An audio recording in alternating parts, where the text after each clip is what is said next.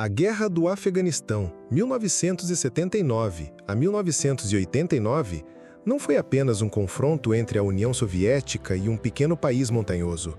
Foi, sobretudo, uma batalha entre duas visões de mundo. De um lado, o poder militar de uma superpotência comunista. Do outro, combatentes locais que se autodenominavam Mujahedin, os guerreiros da fé. Essa resistência não só enfrentou o Exército Vermelho em condições desiguais, como também se transformou em um símbolo da luta islâmica contra invasores estrangeiros, influenciando profundamente a geopolítica do Oriente Médio nas décadas seguintes. A palavra Mujahedin deriva do árabe mujahid, que significa aquele que luta na jihad, não apenas no sentido militar, mas também espiritual. No contexto afegão, contudo, o termo passou a designar os combatentes islâmicos, que pegaram em armas contra o governo comunista de Cabul e, depois, contra o exército da União Soviética. Para esses homens, a luta não era apenas política, era uma guerra santa em defesa da fé islâmica, das tradições tribais e da independência nacional frente a uma potência ateísta e estrangeira. A resistência armada começou logo após a Revolução de Saur, 1978, quando o Partido Democrático Popular do Afeganistão, o PDPA, de orientação marxista, tomou o poder e iniciou reformas radicais, como redistribuição de terras, secularização e promoção dos direitos das mulheres.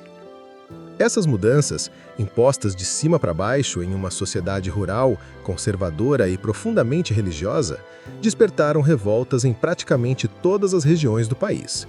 Líderes tribais, chefes locais e religiosos passaram a organizar levantes contra Cabul. Quando os soviéticos invadiram em dezembro de 1979 para salvar o regime comunista, os Mujahedin já estavam ativos e se transformaram no coração da resistência nacional. Ao contrário de um exército regular, os Mujahedin eram formados por grupos descentralizados, muitas vezes baseados em etnia, região ou lealdade a um líder tribal ou religioso. Entre as principais facções, destacavam-se Burhanuddin Rabbani, líder da Jamiat Islami, de inspiração islâmica moderada; Gulbuddin Hekmatyar, chefe do Hezb-e-Islami, mais radical e militante; Ahmad Saad Massoud, conhecido como Leão do Panjshir, um dos mais brilhantes comandantes da resistência; Abdul Rasul Sayaf, ligado ao islamismo mais conservador e wahhabita. Cada grupo tinha sua base de operações, geralmente em vales ou regiões montanhosas, e contava com o apoio das comunidades locais. Os Mujahedin não podiam enfrentar o Exército Vermelho em campo aberto, já que os soviéticos tinham tanques, helicópteros de ataque e artilharia e aviões de guerra. Por isso, adotaram táticas de guerrilha, explorando o terreno montanhoso e a descentralização de suas forças. Entre suas estratégias estavam emboscadas em estradas contra comboios soviéticos, ataques relâmpago e recuo imediato para montanhas ou cavernas, sabotagem de infraestrutura, como linhas de suprimento e oleodutos, uso de mísseis portáteis como o famoso FIM-992 Stinger, fornecido pelos Estados Unidos a partir de 1986, que neutralizou a superioridade aérea soviética. A geografia do Afeganistão era uma aliada natural. Vales estreitos, cavernas profundas e montanhas que dificultavam a mobilidade dos tanques e helicópteros soviéticos. Os Mujahedin não lutavam sozinhos. A resistência afegã recebeu um enorme apoio externo, fruto da lógica da Guerra Fria. Os Estados Unidos, CIA, financiaram e forneceram armas, especialmente através da Operação Ciclone, uma das maiores operações secretas da história da agência.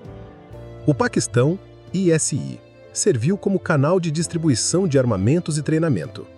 O serviço secreto paquistanês teve papel crucial em unir facções e controlar o fluxo de recursos.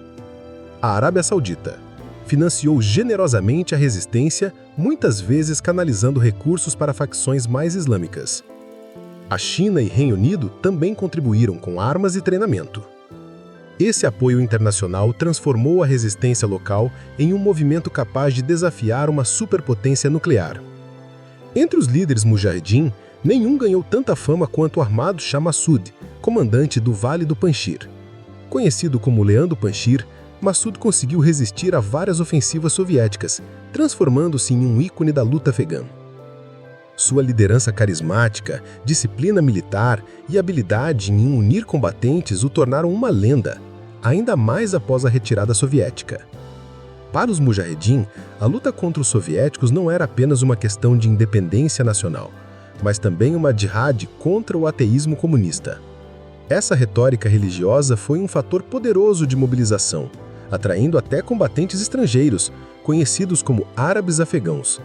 Entre eles, Osama Bin Laden, que mais tarde fundaria a Al-Qaeda. Assim, o conflito no Afeganistão tornou-se também uma guerra cultural e religiosa, que transcendeu fronteiras. Um dos pontos de virada mais importantes ocorreu em 1986, quando os Estados Unidos começaram a fornecer aos Mujahedin os mísseis antiaéreos Stinger. Com essas armas portáteis, os guerrilheiros conseguiram derrubar helicópteros Mi-24 Hind e caças soviéticos, enfraquecendo drasticamente o domínio aéreo de Moscou. Esse foi um dos golpes decisivos que minaram a moral do Exército Vermelho. Apesar das vitórias simbólicas e estratégicas, os Mujahedin pagaram um preço altíssimo. O Afeganistão foi devastado. Estima-se que cerca de 1 milhão de civis morreram durante a guerra, além de milhões de refugiados que fugiram para o Paquistão e o Irã. Ainda assim, a resistência não cedeu. A União Soviética, desgastada militar e economicamente, anunciou em 1988 a retirada de suas tropas, concluída em fevereiro de 1989. A vitória contra o Exército Vermelho deu aos Mujahedin um prestígio imenso. Eles haviam derrotado uma superpotência, algo que nem mesmo os Estados Unidos haviam conseguido no Vietnã. Contudo, o fim da guerra não trouxe paz. Divididos em facções rivais, os Mujahedin mergulharam no Afeganistão numa guerra civil nos anos 90. Essa crise abriu espaço para a ascensão do Talibã, que prometia restaurar a ordem em nome de um Islã rigoroso. Ao mesmo tempo, os veteranos árabes afegãos, radicalizados pela experiência da Jihad, formaram redes transnacionais que desembocaram no terrorismo global, como a Al-Qaeda. Os Mujahedin da Guerra do Afeganistão representaram um dos movimentos de resistência mais marcantes do século XX. Armados pela fé, pelo conhecimento do terreno e pelo apoio externo, eles conseguiram enfrentar e derrotar o Exército Vermelho, contribuindo diretamente para o enfraquecimento da União Soviética e o fim da Guerra Fria.